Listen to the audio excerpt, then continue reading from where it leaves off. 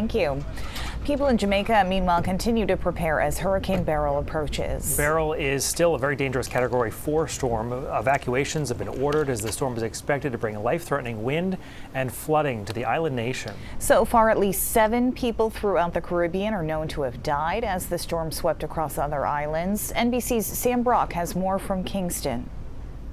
These are the breathless moments right now before Hurricane Beryl either makes direct landfall over the island of Jamaica or comes very close to it. The National Hurricane Center not exactly sure which of those two outcomes it's going to be, and that is a significant difference as you have conversations with locals here, and they tell you the last time that Jamaica took a direct hit from a major hurricane was Hurricane Gilbert back in the late 1980s, and it changed life as they know it. Will that repeat itself right now? The latest from the ground here, the Prime Minister of Jamaica declared the entire island a disaster area last night.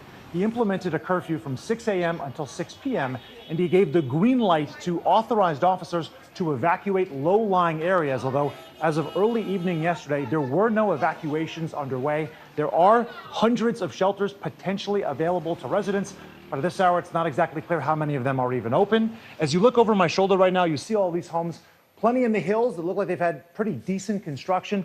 Folks here say that they have prepared for this moment with steel and concrete, the foundations in Jamaica really deep below the ground because there are so many hurricanes. But the roofs, they worry, could fly right off. And as you look around me, you'll see some homes that don't look like they're constructed solidly enough to necessarily withstand 130, 140 mile per hour winds. Conversations with folks on the ground as well say their biggest concern right now, loss of power and loss of telecommunications. They're not necessarily worried about the buildings, but putting that aside for a second, look at what has already happened across the Caribbean. You have Grenada and St. Vincent and the Grenadines. Those islands look like, in some cases, just absolute distant versions of what they used to be, as there are huge pockets of homes shredded. So many there. On one island, according to the Prime Minister of Grenada, you have 90% of all homes either destroyed or severely damaged.